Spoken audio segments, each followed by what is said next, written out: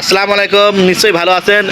আমাদের ছোট ভাই ইসমাইল হোসেন দেখেন কি জুতা, স্কেট জুতা সে পরছে, দেখেন হাতে ই করতেছে। আপনারা তার জন্য দোয়া করবেন, তার জন্য একটি মেয়ে দরকার।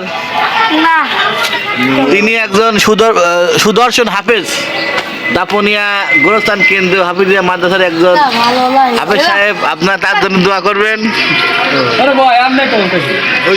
হ্যাঁ হ্যাঁ,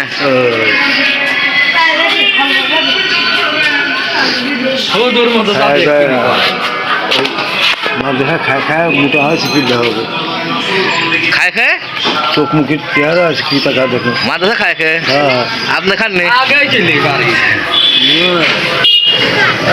ভাত দিয়া লাগে না, খাবে খাবে ভাত দেয় না তোমার।